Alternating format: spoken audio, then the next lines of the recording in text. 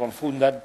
Es decir, y las humedades de condensación básicamente pueden ser condensaciones superficiales o condensaciones intersticiales dentro de los materiales, lo cual son bastante serias porque degradan los aislantes térmicos, todo este tipo de cosas dentro de las paredes. La presión de vapor interior, las condensaciones superficiales depende de la presión de vapor de interior, que se soluciona con ventilación, buenas ventilaciones. La temperatura de las superficies interiores, que se soluciona con buenos aislantes térmicos y demás, y se evitan los puentes térmicos. Los puentes térmicos, que pueden ser geométricos o constructivos, no son fáciles de resolver porque no le prestamos demasiada atención en la construcción de nuestros medios. Las condensaciones intersticiales dependen de la permeabilidad al vapor de agua de los materiales del envolvente, la localización del aislante y la barrera de vapor. Para que ustedes vean cómo es esto, un puente térmico geométrico, lo ven ustedes ahí, un puente térmico como este, están de acuerdo a la I-13059, sus edificios no pueden tener puentes térmicos. Si un puente térmico geométrico es lo que se produce, la diferencia de temperatura entre una parte central y cualquier otro punto no debe ser mayor a 1,5 veces, para lo cual tengo que evitar las pérdidas en los ángulos, porque tengo más superficie de envolvente. ¿Estamos de acuerdo? ¿Por qué los esquimales construyen como construyen? Hacen iglúes. ¿Por qué? Porque tengo la máxima envolvente, la máxima volumen habitable con la menor superficie envolvente de intercambio térmico. Y además, ¿por qué lo hago con hielo? Y porque es lo único que tengo para hacer. ¿Está? Esta es un poco la cuestión. Todo lo contrario lo que pasa en un clima cálido y húmedo. Tengo que levantar sobre pilotes, ventilar muchos, utilizar techos inclinados, que son las mejores soluciones para las cubiertas donde hay nieve, mucha agua, sombrear las paredes y todo este tipo de cosas.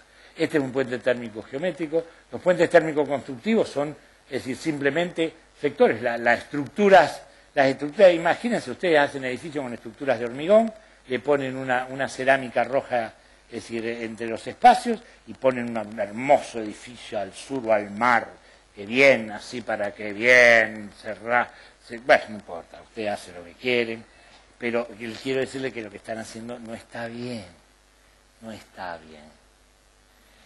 Esto es una de las cosas más críticas, el puente térmico geométrico constructivo, que se da en las estructuras de steel framing. ¿Cómo se resuelve eso? Básicamente, bueno, acá hay una pared doble, o acá hay una pared, esto sería ideal que uno resolviera esto con una aislación exterior para evitar el puente térmico, ¿de acuerdo? Hay algunas otras soluciones mucho más sofisticadas, los europeos se ocupan mucho de este tipo de cosas, tratan de evitar porque, es decir, acá ponen un aislante que sirve además para evitar los ruidos de impacto, si esto es un elemento elastificado, de poliestireno elastificado, elimino los ruidos de impacto y hago un entrepiso flotante, con lo cual entre los pisos yo no tengo que matar el sonido en la fuente, como dice el reglamento, que significa eliminar a los niños que golpean a la vieja que mueve los... No lo interpreten mal. Matar el sonido en la fuente significa evitar el ruido. No es necesariamente matar al nene, a la señora, a la niña que viene con los tacos agujas a las 4 de la mañana y zapatea. Eso no es necesario. Con este entrepiso flotante se soluciona y además se reduce el puente térmico. Acá el puente térmico se reduce aplicándolo en un cielo raso o alguna cosa, un aislante, para dificultar la pérdida directa a través de este elemento que tienen. Esto es como, a ver, supónganse ustedes que se calientan una sopa un día de estos y la quieren calentar y se la olvidan arriba de la mesa con una cuchara, porque como son arquitectos, deben tener dinero, tienen una cuchara de plata, lo menos que puede ser. ¿Qué tiene? ¿Cómo es? Si no, los utensilios de cocina de su casa. Pone una cuchara de plata que tiene una capacidad de transmisión de calor muy grande, se enfría más rápido la sopa. Eso es lo mismo que pasa cuando hacen un balcón, que es la continuación de la losa.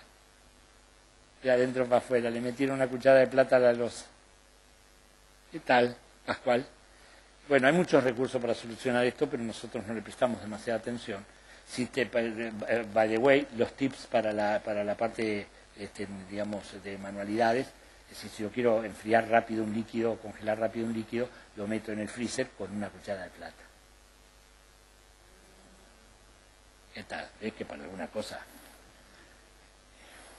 Esto sería algo parecido en un steel framing. La steel framing donde hay una serie de pasos, es decir, donde el steel framing, además de lo que es característico, termina generalmente con una placa de OSB o de cemento fibrado, tiene un tieback cuya función es ser una membrana macroporosa que deja pasar el vapor de agua, pero no el agua líquida, porque hay una diferencia de tamaños entre las moléculas, monomoléculas de vapor de agua y macromoléculas de agua líquida.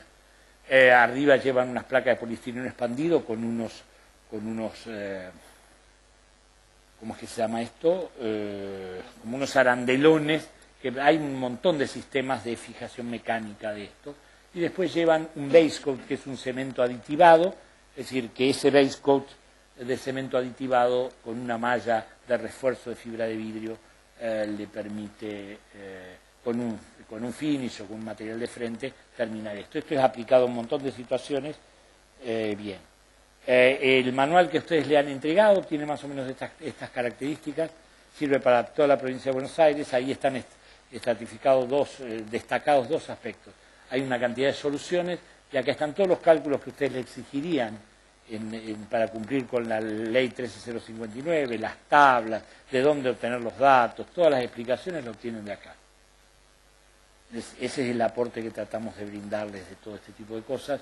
Es decir, cualquier duda que tengan lo pueden consultar. Acá hay una serie de soluciones típicas y hay dos soluciones, una para La Plata y otra para Coronel Suárez, que es donde está la temperatura mínima de diseño de toda la provincia de Buenos Aires.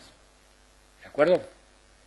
Los ejemplos que allí están previstos son estos, paredes dobles comunes, con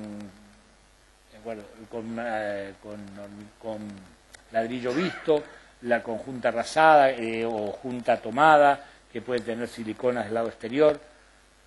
Esto es un ladrillo estructural que es interesante porque permite que si yo trabajo con portante puedo trabajar del lado interior y continúo con toda esta aislación. Bueno, distintas soluciones, bloques, todas estas soluciones están analizadas dentro del manual, ¿de acuerdo?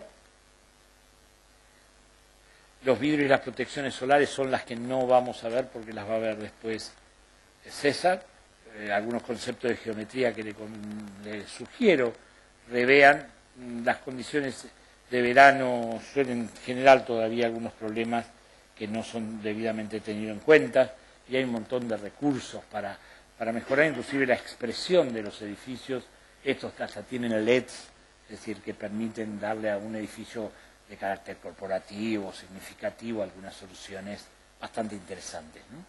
Es decir, estas imágenes son bastante frecuentes, hay incluso parasoles de vidrios teñidos en la masa, es decir, un ejemplo que no sé si vos lo vas a mostrar, pero de todas maneras de tribunales de Santiago del Estero. Estas son fotos que me ha facilitado César, y bueno, son muy interesantes porque este vidrio es muy absorbente y irradia mucho calor, pero puestos así, permanentemente ventilados, sirven para filtrar buena parte del sol. Y bueno, algunos de estos parasoles se usan para celdas fotovoltaicas también. Esto es una cosa que es una revisión lo vi en Madrid hace un año, es todo eléctrico además, pero no son ni más ni menos que las ventanas venecianas con brazo de empuje que cuando restauraron el Cabanag en Buenos Aires, edificio muy simbólico, paradigmático de Buenos Aires, restauraron todas las ventanas estas, digamos, de cortinas de enrollar con brazo de empuje que son muy interesantes. Qué suerte. Y además podés espiar a la vecina sin que te vean, atisbar. Tan buenas, ¿no? Está bien. Bueno, estas son todas eléctricas, suben, bajan, se dan vuelta carnera, pero bueno, nada. Estas son las imágenes de parasoles para que vean que la expresividad no está simplemente en el vidrio pulcro, pero puede serlo, pero quiero decir que hay otras opciones. Bien, dicho lo cual, muy brevemente, consumo de energía eléctrica. Existen normas a partir del Programa Nacional de Uso Racional y Eficiente de la Energía, programa nacional que estableció una serie de normas que indican.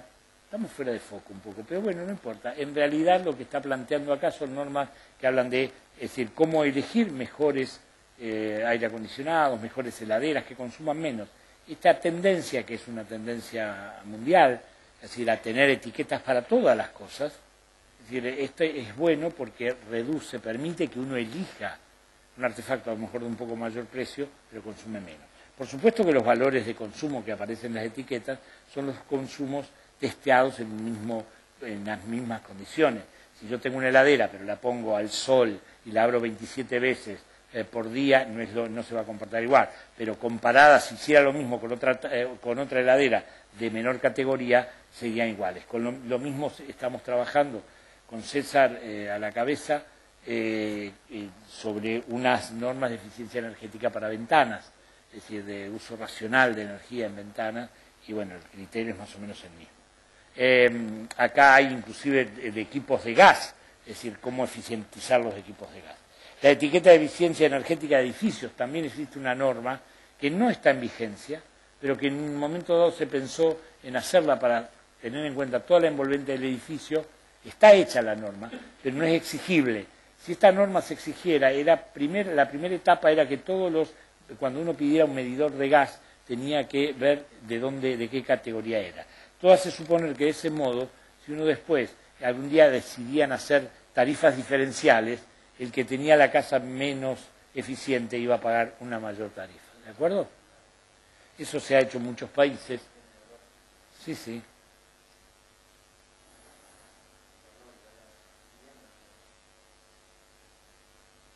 ¿Qué es esto?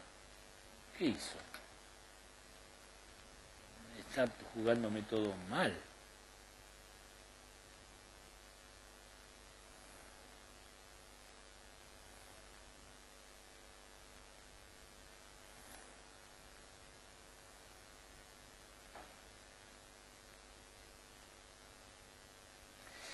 Esto me parece importante, el agua tan deseada, soporte de vida, en el aspecto de uso racional de los recursos, ¿de acuerdo? Fíjense esto. Nosotros, una cosa muy simple, las Naciones Unidas indican que nosotros deberíamos gastar por habitante 50 litros de agua por día. En la ciudad de Buenos Aires se consumen 632 litros de agua por día. ¿Me entendieron lo que dije? Una familia en Arabia Saudita consume 50 litros de agua. Toda la familia por día. Acá, sencillamente, en Buenos Aires, 632 litros de agua. ¿Cómo ahorramos energía? La canilla abierta gasta 5 a 10 litros de agua por minuto. Si la canilla queda abierta mientras te lavas los dientes, podés gastar casi 20 litros de agua potable. No hay mucha agua potable en el mundo. Si te duchás con un grifo abierto, podés desperdiciar 60 litros de agua. Lavar los platos con la canilla abierta supone 100 litros de agua. Lavar el auto con una manguera. Los porteros que lavan las veredas gastan alrededor de 500 litros de agua. Los aireadores y reguladores de flujo para duchas y grifos producen ahorros de 25 a 50% del agua y hace más eficiente el lavado, el agua con aireadores esta. ¿Está? Hay grifos ahora, varias empresas tienen grifos con aireadores. Este sistema, yo acumulo energía, el sistema de acumulación de agua de lluvia, y water clock de doble descarga también he usado en algunas oportunidades. Y el agua menos deseada. El agua menos deseada es el agua que tienen las zonas de llanura, con los ríos de llanura, es decir, y las grandes barriadas que habitan esas zonas que son una llanura. Ustedes saben, yo vivo en Rosario, a 300 kilómetros de Buenos Aires, y el nivel del mar en Rosario puede estar en el orden de los 5 o 6 metros sobre el nivel del mar.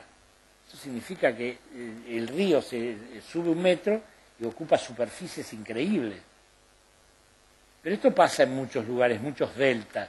Piense usted que yo vivo en Rosario, a 300 kilómetros de Buenos Aires, y la costa de Rosario, la costa, digamos, no es continental, la costa de Entre Ríos, de la provincia de Entre Ríos, ahí arranca el delta del Paraná, está a 60 kilómetros, 50 kilómetros, no 60, perdón, 50 kilómetros. O sea que todo es isla, riacho, y de llanura, con lo cual es aluvional, bueno, toda una historia. Bueno, esto lo conocen, ¿no?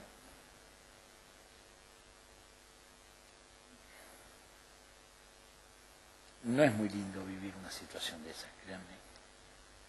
Esto es más práctico porque pese a la Virgencita ocurre todos los años. Esto es la Basílica de Luján. Bueno, le echan culpa a los country y todo ese tipo de cosas. Bien, para cerrar esta etapa, no, me queda una cosita más, pero ya termino. Quería mostrarles algo en 3 minutos. Escúchenme una cosa que, por favor. Esto es un video de 4 minutos, 3-4 minutos, que me pareció oportuno mostrárselos. Inclusive me lo pidió César porque yo lo iba a eliminar por estas cosas del tiempo y demás. Me pareció una cosa interesante. Tengan en cuenta lo siguiente, algunas personas piensan, planifican a futuro. Nosotros nos preocupa qué es lo que va a pasar. Hay teorías que dicen que el agua a fin de siglo por el cambio de temperatura va a haber un aumento de la temperatura media de 0,5 grados, otros dicen 1,5 grados a fin de siglo y demás. Los tipos que más proyecciones hacen son posiblemente los holandeses. Esto se debe a que buena parte de su territorio está a menos 6 metros debajo del nivel del mar. Entonces, los problemas... Y toman decisiones y políticas de Estado sumamente importantes. Mover pueblos enteros, poblaciones enteras las mueven, hacen lugar para que el agua escurra, generan parques como Venecia, digamos.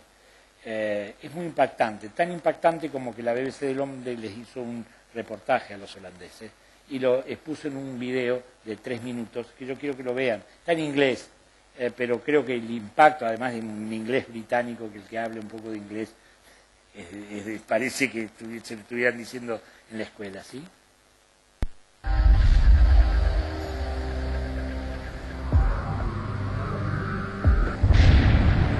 It rains harder and more frequently.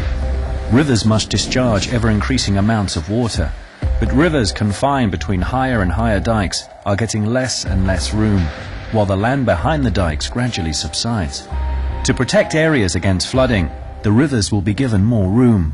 In doing so, we ensure the safety of approximately 4 million people. Work is being carried out at more than 30 locations along our rivers to give water more space.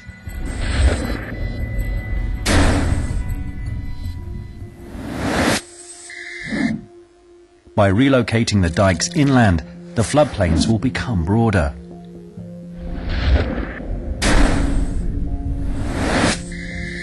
The floodplains can also be excavated, allowing the main river more room to discharge water.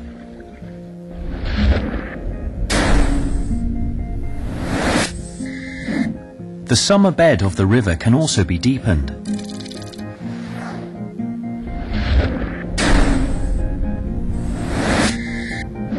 High water is obstructed by groins. By lowering groins, water can flow faster.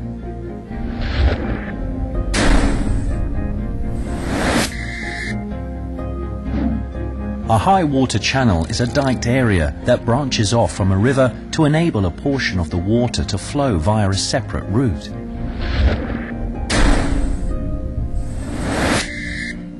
If the storm surge barriers are closed during high river discharges, a temporary water storage area is put to use.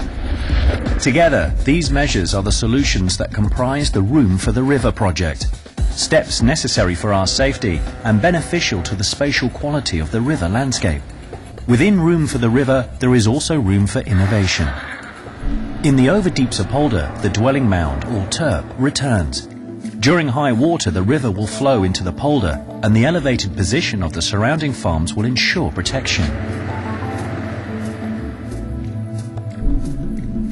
An island is added to Nijmegen. By adding an extra channel to the Waal River, a new urban area surrounded by water is created. At the Hondsbroekse, a new spillway construction will enable equal water distribution between the Rhine and the IJssel rivers. These projects are part of a series of measures taken to guarantee our national safety. Careful and intensive collaboration between national and regional governments, businesses and citizens is therefore of great importance. It is all of this which makes Room for the River a focus of international interest and attention. Room for the River is an example of superior quality and highly innovative water management. It is an area where we have always excelled, and that gives us confidence in a hopeful future. Bien. Bueno, podríamos hacer eso en la zona de Buenos Aires, pero bueno, esto lo voy a pasar muy velozmente porque ya no tengo más tiempo.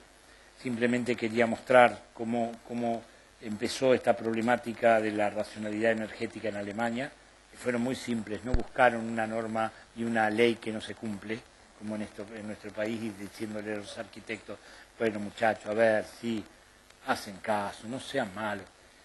Los alemanes fueron muy simples, dijeron, bueno, ¿cuánto necesitan cuánto están usando de kilocalorías por metro cuadrado año para calefacción? 350, bueno, a partir de este año tienen 250. Y bueno, sí, pero no nos va a alcanzar, abríguense, pónganse una mañanita, tejan ropita, pónganse uno diario en el pechito. ¿Sí? Entonces la gente empezó a crear soluciones.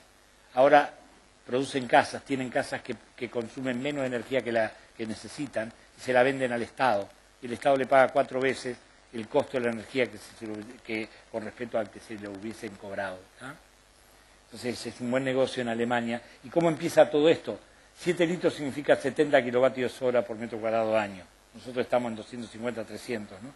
50, 30 kilovatios hasta casas de 1 litro, que significan un litro de petróleo equivalente o de combustible equivalente, que significan 10 kilovatios hora por metro cuadrado año.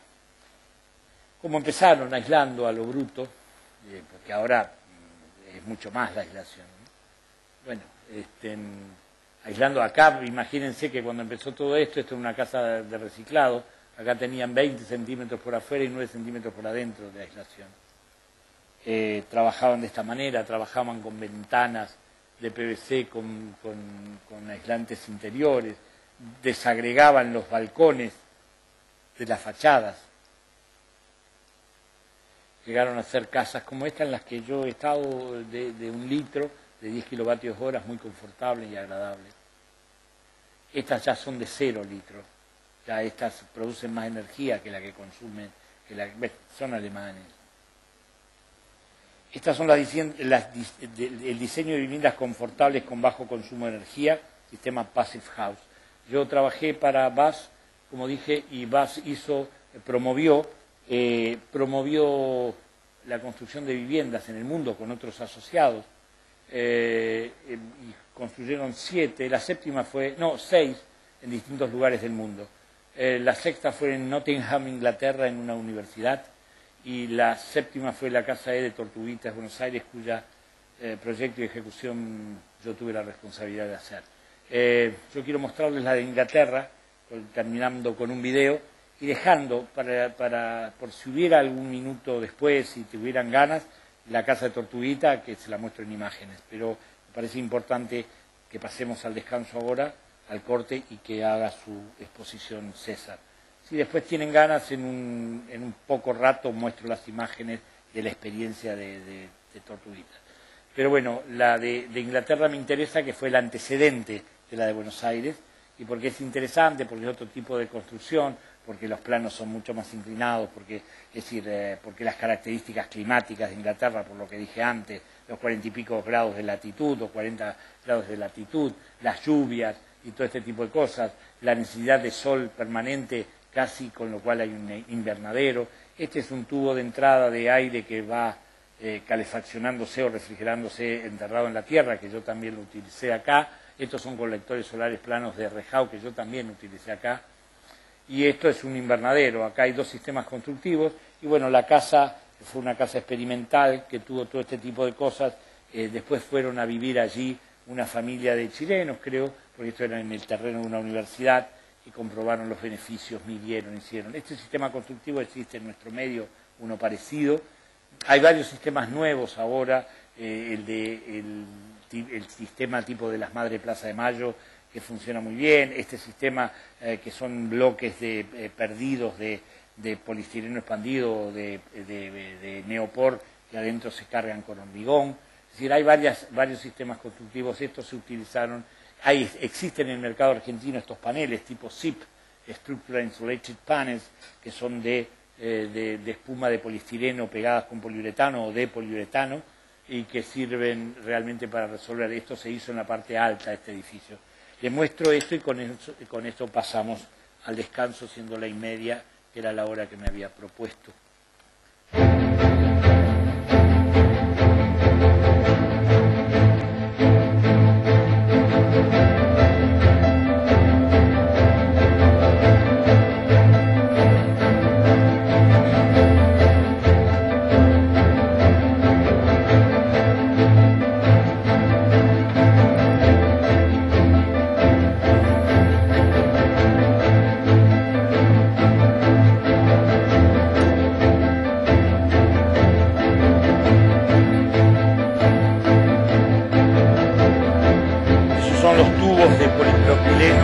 Adentro tienen sales de plata para evitar los microbios, los microorganismos y los hongos.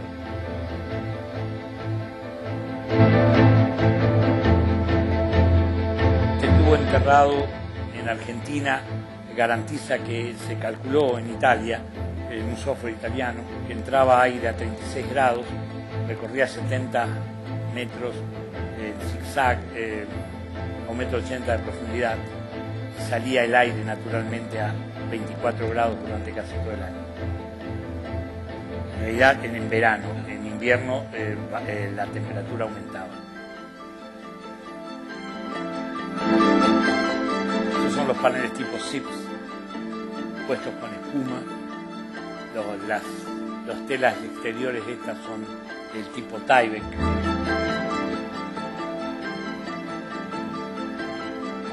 Este es un sistema de construcción interesante. Hoy se producen en Buenos Aires y en San Martín de los Andes. Esto es EPS gris, llamado también Neopor, que hay en nuestro mercado. Y esta es una solución de aislamiento exterior, un refuerzo de aislación del lado de afuera.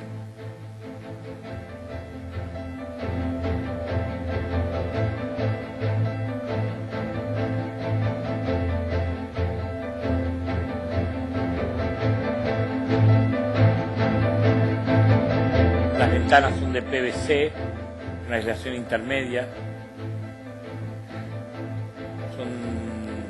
No sé si son de doble o triple vidriado la de Inglaterra. Triple.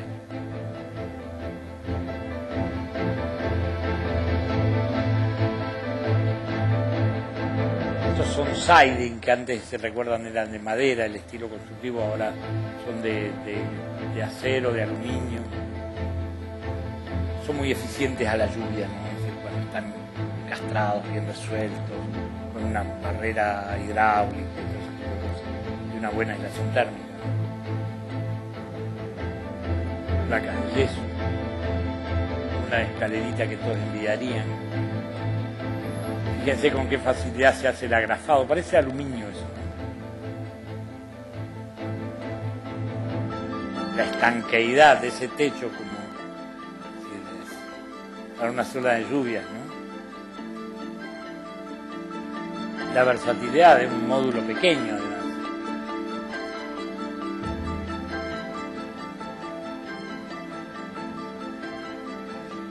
¿Cómo?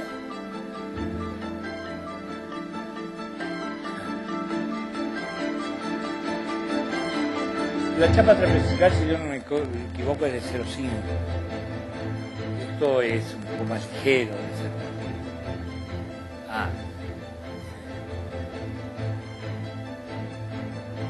Bueno, esto es más o menos para que tengan una idea de lo que es una vivienda construida. Bueno, es como una especie de muestrario de cosas, pero quería que tuvieran una idea. Lo que me importaba la variedad de cosas y que están al alcance de la mano, ¿no? Es decir, son decisiones. Bueno, este celeste indica que van a descansar. Si pudiesen volver en 20 minutos, sería muy bueno para que a lo mejor quedaran. No. Gracias.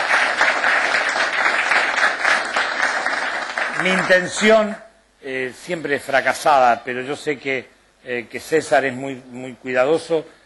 Va a dar su exposición en 1 hora y después, si nos quedamos 10-15 minutos, yo trataré de responder las preguntas que tengan y ver rápidamente los sistemas que aplicamos en esa experiencia y cómo los aplicamos, ¿sí?